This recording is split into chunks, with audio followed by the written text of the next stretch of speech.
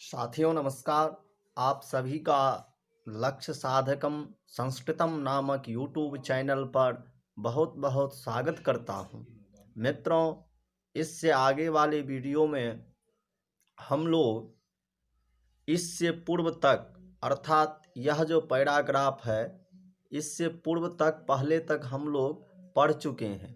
आज हम लोग यहाँ पर जो पहला नियम दे रहे हैं वह हम लोग पढ़ने के लिए जाएंगे। तो मित्रों, अभी जो है द्वितीया विभक्ति का विश्लेषण हमारे चैनल यूट्यूब पर लक्ष्य साधकम संस्कृतम पे चल रहा है। तो चलते हैं, हम लोग देखते हैं।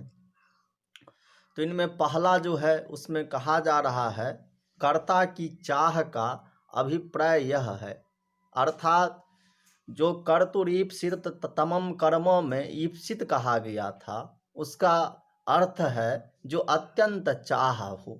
तो यहाँ पर चाह का अर्थ अर्थात चाहना का जो अर्थ है उसका मतलब बता रहे हैं। अभिप्राय का मतलब क्या होता है? अभिप्राय का मतलब होता है जो कर्ता की जो चाह है उनका मीनिंग क्या होता है, उनका मतलब क्या करेंगे, हम अर्थ क्या करेंगे।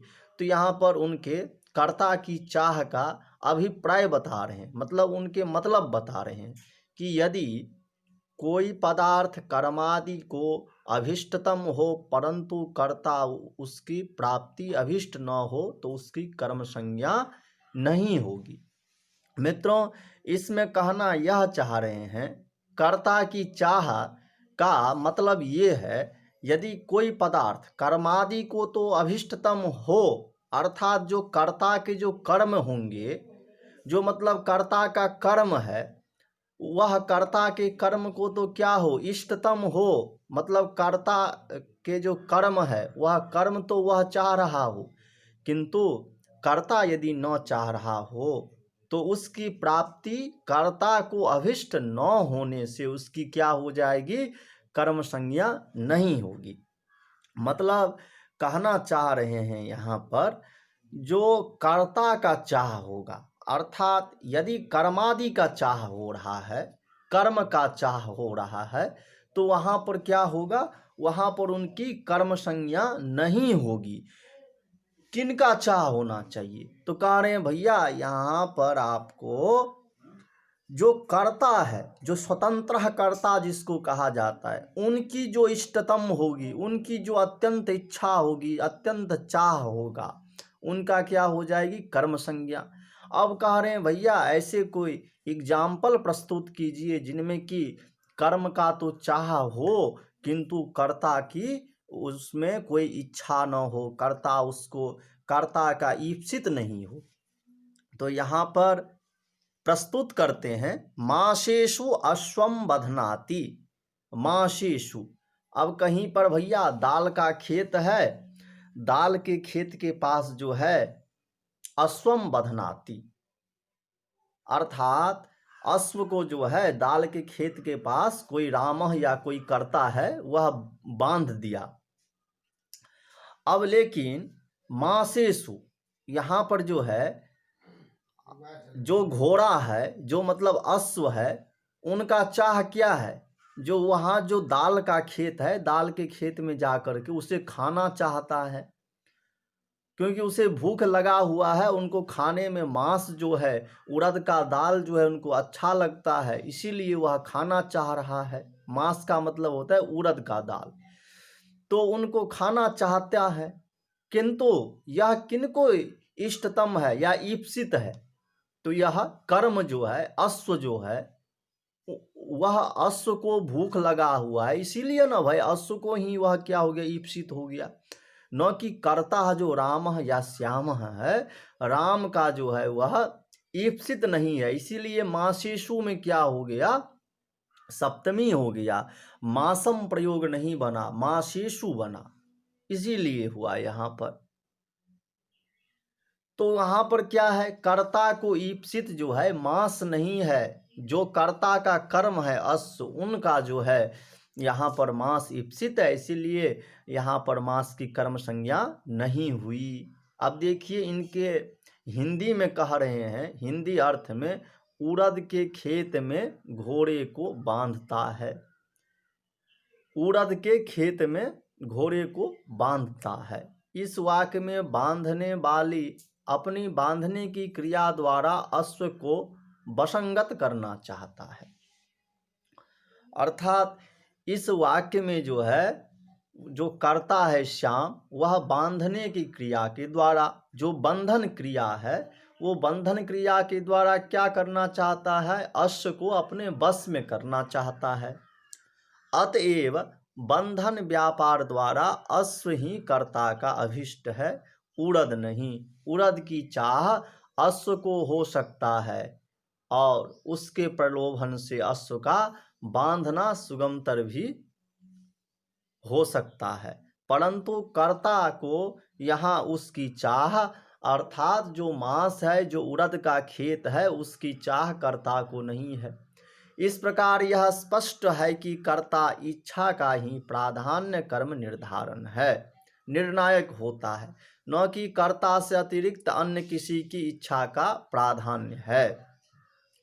अब दूसरे नंबर का जो यहाँ पर नियम है, उसमें कह रहे हैं भैया, जो जिसे कर्म संज्ञा दी जाएगी, अर्थात जिनकी कर्म संज्ञा होगी, वह पदार्थ कर्ता की क्रिया विशेष द्वारा कर्ता को अभिष्टतम होना चाहिए। अब दूसरे नियम में कह रहे हैं भैया, जिसकी कर्म संज्ञा, अर्थात कर्म संज्ञा मतलब क्या हुआ? कर्म जिनका नाम दिया जाए, जिसको भी नाम दिया जाएगा, वह पदार्थ कर्ता की क्रिया विशेष द्वारा, कर्ता की क्रिया विशेष द्वारा कर्ता को अभिष्टतम होना चाहिए। अर्थात क्रिया के द्वारा क्या होना चाहिए? कर्ता को अभिष्टतम, ईप्सित होना चाहिए। अर्थात यदि उसी क्रिया से कई पदार्थ ऐसे संबंध हो जिन सभी की सामान्य चाहना कर्ता रखता है, तो उन सबों में जो सबसे अधिक ईप्सित होगा वही कर्म संज्ञा प्राप्त करेगा, दूसरे नहीं। अब कहते हैं भैया, यदि उसके साथ दूसरा भी कोई क्या हो, कर्म हो, तो उनमें जो कर्ता का जो है सबसे ईप्सित रहेगा, जो कर्ता जिसको सबसे ज्यादा चाहता होगा, उनको ही कर्म संज्ञा हो जाएगी, ऐसा कहना चाह रहे हैं। और जैसे कि पयसा ओदनम भुंगते, दूध से भात खाता है, पयसा ओदनम भुंगते, तो यहाँ पर जो कर्ता का है, रामः मान लीजिए यहाँ पर कर्ता है, तो इसका पूरा प्रयोग बनेगा रामः पयसा ओदनम भुंगते। तो यहाँ पर क्या होना चाहिए था? यहाँ पर पय दूध के साथ भी खा रहा है ना, तो पयः यहाँ पर कर्म में प्रयोग बनना चाहिए, लेकिन नहीं बना। क्यों नहीं बना? तो रामः जो यहाँ पर करता है, वो क्या खाना चाह रहा है?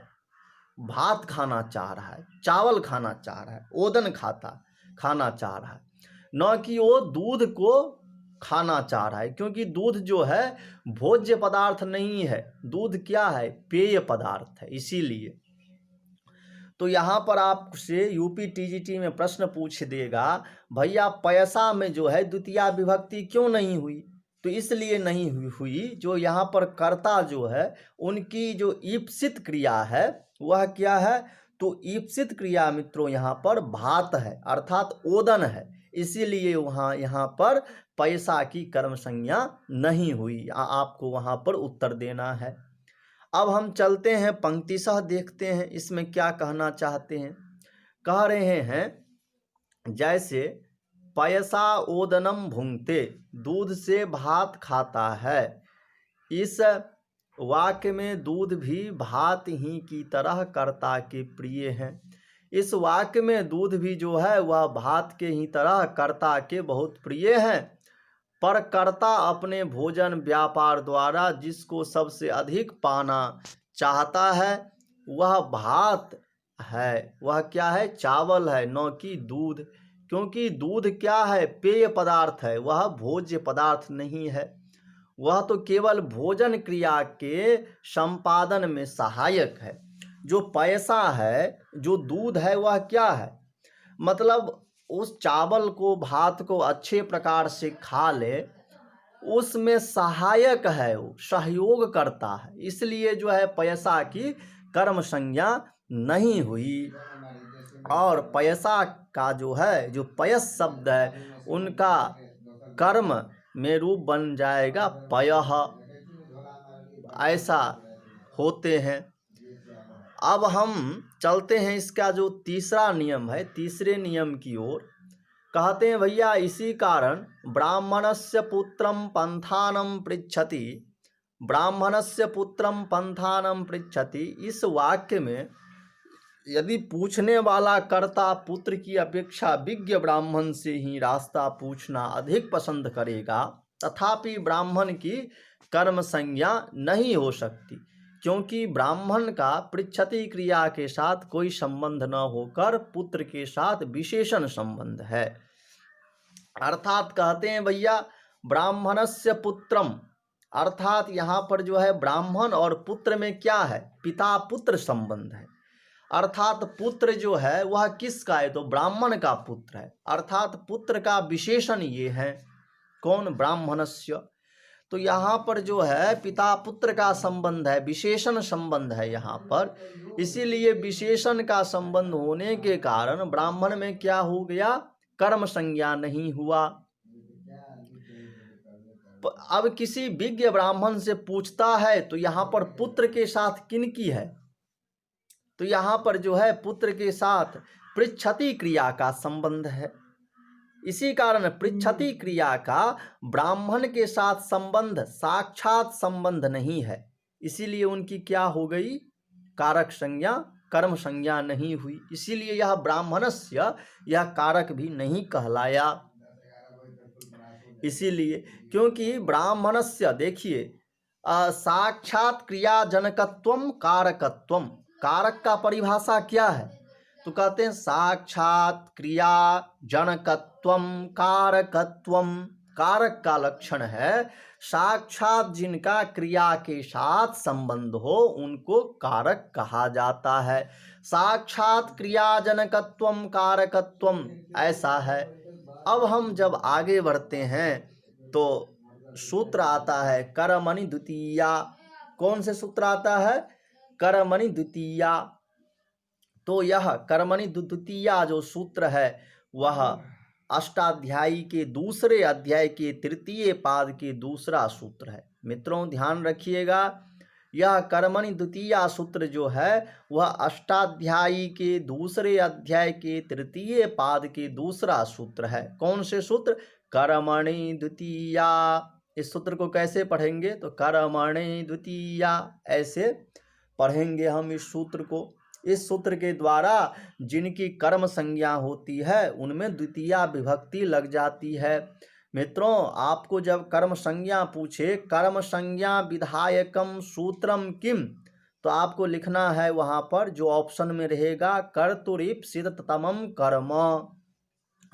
तो कर्तुरीप्सिततमं कर्म को क्या कर देना है, इससे कर्म संज्ञा भवति, इससे क्या हो जाता है, कर्म संज्ञा हो जाती है।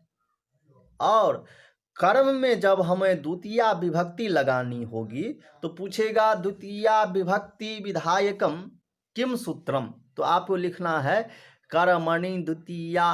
कर्मणि द्वितीया के द्वारा द्वितीया विभक्ति होती है, यह आपको लिखना है। अब जब हम आगे बढ़ते हैं तो कह रहे हैं भैया कर्म को बतलाने के लिए द्वितीया विभक्ति का प्रयोग होता है।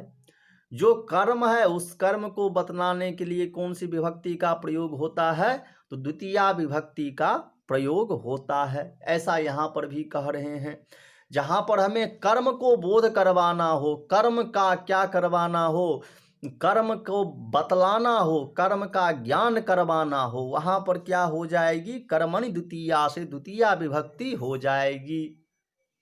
कर्मणि द्वितीया सूत्र से यह होता है। अब जब हम आगे बढ़ते हैं तो यहाँ पर कहा जा रहा है भक्त हरि को भजता है। भक्त किन को भजता है, तो भक्त हरि को भजता है। तो यहाँ पर क्या है, हरि को, मतलब हरि जो है वह कर्म है, इसीलिए हरि का हरि शब्द में द्वितीया करनी होगी। तो भक्तिम भक्तो हरिम भजति, भक्त हरि को भजता है, ऐसा प्रयोग बन जाता है। मित्रों ध्यान दीजिएगा, यहाँ पर हरिम को क्या हो गया, भक्त का जो इष्टतम था, यहाँ पर जो ईप्सित था वह क्या था, तो हरि है भक्त का। इसीलिए हरि की जो है कर्मणि द्वितीया सूत्र से कर्म संज्ञा हो जाएगी, और कर्म संज्ञा होने के बाद कर्मणि द्वितीया से जो है द्वितीया विभक्ति होकर के हरिम प्रयोग बन जाएगा। पूरा रूप ऐसे बनेगा, भक्तो हरिम भजति।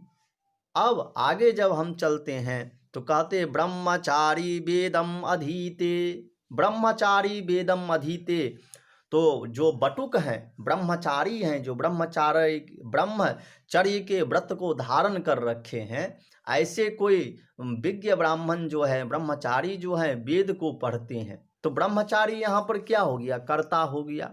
वेदम क्या हो गया, यह ब्रह्मचारी का जो है ईप्सित है, अर्थात सबसे अधिक जो चाह रहा है वो पढ़ना किसको चाह रहा है, वेद को पढ़ना चाह रहा है। तो वेद को जो पढ़ना चाह रहा है, तो वेद को पढ़ने के कारण इनकी क्या हो गई, कर्तुरीप्सिततमं कर्म, कर्तुरीप्सिततमं कर्म सूत्र से इनकी कर्म संज्ञा हो गई। कर्म संज्ञा हो जाने के बाद इनकी कर्मणि द्वितीया सूत्र से द्वितीया विभक्ति होकर के ब्रह्मचारी वेदम अधीते, वेदम में द्वितीया विभक्ति हो गई, ये कहना चाह रहे हैं। मित्रों इस प्रकार से आज हम कर्मणि द्वितीया सूत्र तक ही देखेंगे। इसके बाद जो है तथा युक्तम चानिप्सितम जो है, तथा युक्तम चानिप्सितम, वह हम सब आगे देखेंगे। और आगे जो है कर्मणि द्वितीया सूत्र से आगे जो हमारे आगे वाले वीडियो आएगा, आगे वाले वीडियो में हम लोग देखेंगे जो और सूत्र होंगे। तथा युक्तम चानिप्सितम जो है वह हम लोग दूसरा अब जो आएंगे, तथा युक्तम चानिप्सितम सूत्र से जो दूसरा वीडियो रहेगा मेरा, उसमें प्रारंभ होगा। और मित्रों इसमें जो है कर्तुरीप्सिततमं कर्मों से क्या होती है, कर्म संज्ञा होती है। और जिनकी कर्तुरीप्सिततमं कर्मों से या कोई और सूत्र से कर्म संज्ञा होगी, वहाँ पर क्या हो जाएगा, कर्मणि द्वितीया से द्वितीया विभक्ति होगी। ये ध्यान रखने योग्य बातें हैं। तब तक के लिए नमो नमः, नमस्कारः, धन्यवादः।